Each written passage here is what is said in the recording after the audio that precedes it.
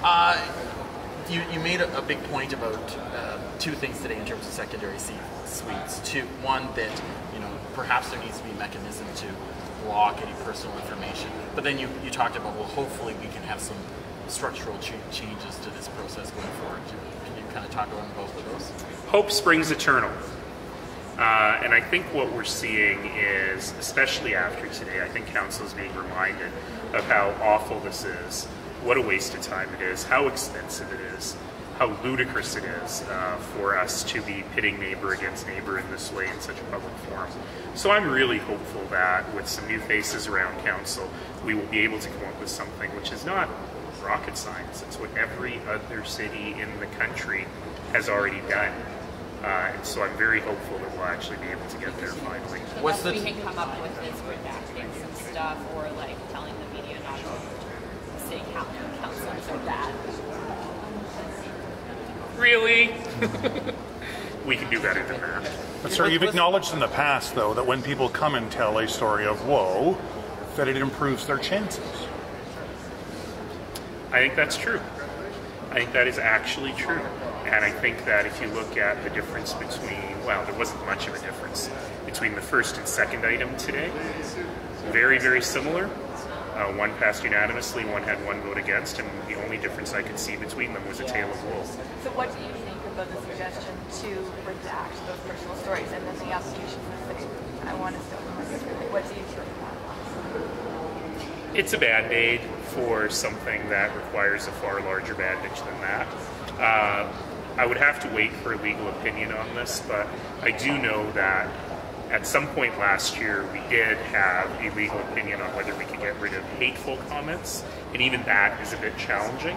So to rely on city administration to determine what is and is not acceptable, I don't think council will actually stand for that. Well, should you be allowing these anecdotes of the hospital from the first woman say in the first place? I mean, it seems like there's some restricting of the questions on the for the opponents. Yeah, I'm always a little bit more sympathetic to the applicant just because of what they've gone through to get in front of council.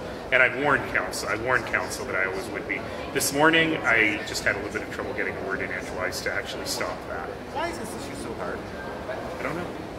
I really don't know. I think that the best I can come up with is that because we've been talking about it for so long, that many politicians feel hemmed into their position. And whether or not they agree or disagree that this is wrong, it's very uncommon for a politician to stand up and say, you know what, I was totally wrong.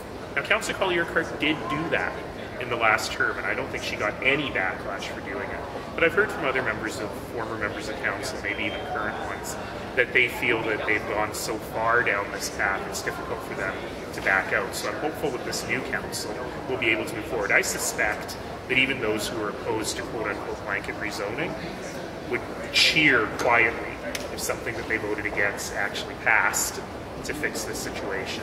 Are you more hopeful because of the new members of council or because it's gone on this long? Or Both. is it a combination of both? Both. I think we've got some fresh faces on council, one of whom wrote his master's thesis on secondary suites and really understands this issue very well. One of whom has served on Calgary Planning Commission and heard all of these. So I think with some fresh blood, some new thinking, Councillor Farkas was telling me that he's a strong believer in property rights, for example.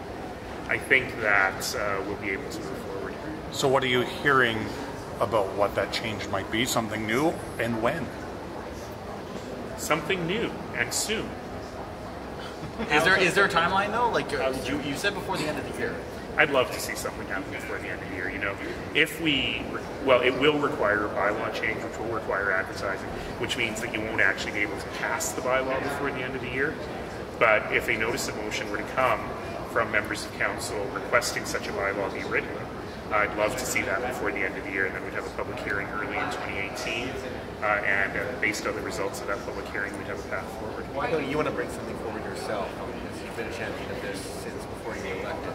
I'm not sure I said I don't want to bring anything forward on this. Well, do you intend to bring something forward on this as mayor? This is one of these things where it really is going to require a majority of council to agree, so those conversations continue. Can we ask about the new Montreal mayor? Sure. Do you think that is going to help, or perhaps with Energy East at least? But Energy East is gone. right? Well, yeah, but and that wasn't the mayor of Montreal's doing in any way. No, I know, but obviously that worked in politics. On that side, do you think that? Well, I mean, kind of a weird question to ask, right? Because that project is dead. It was not an issue of debate in this election. In fact, Mayor-elect Plante said exactly the same thing that Mayor Coderre said. So I don't think that is a particularly interesting question. Sorry to criticize the question.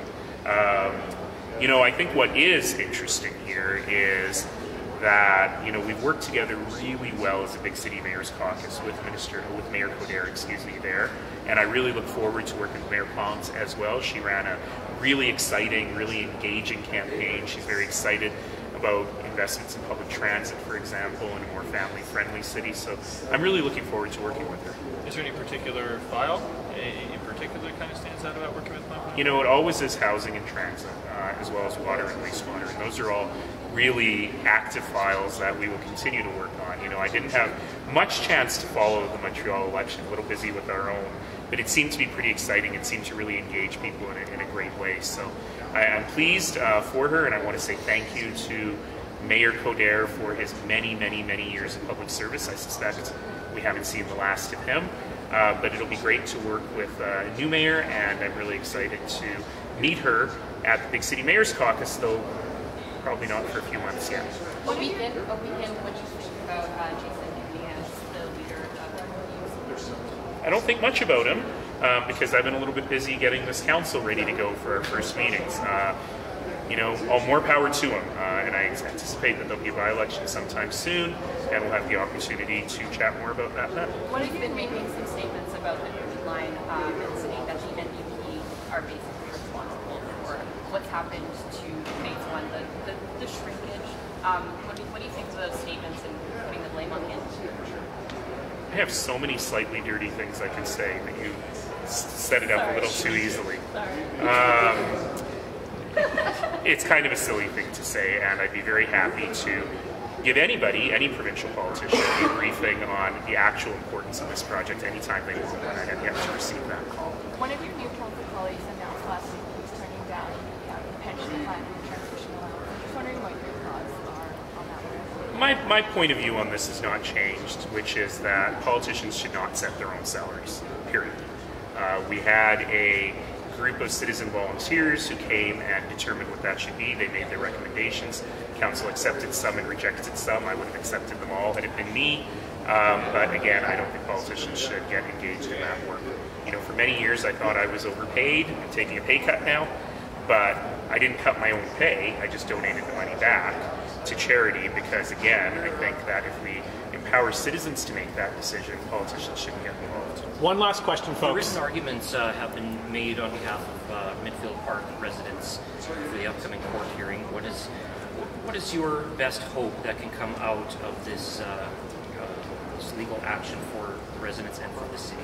Well, thanks. As you know, the city did not contest the legal action because we actually want folks to have their day in court and to have a conversation in front of a judge. We are confident that the city has acted within all of its legal parameters, that the city has acted properly, but we're happy to have an arbitrator look at that as well. Thanks, everybody. Would you be satisfied if the judge decided, yeah, they deserve more money in compensation? Again, that's up to the judge to say. We believe that we've acted very fairly. As I've said many times, this is not a solution I voted for, but it is a solution that the city administration recommended, the council approved, and was certainly felt to be fair. And I do need to wrap it up. Since you've been elected? Nope. Thank you. Thanks, guys. Thank you.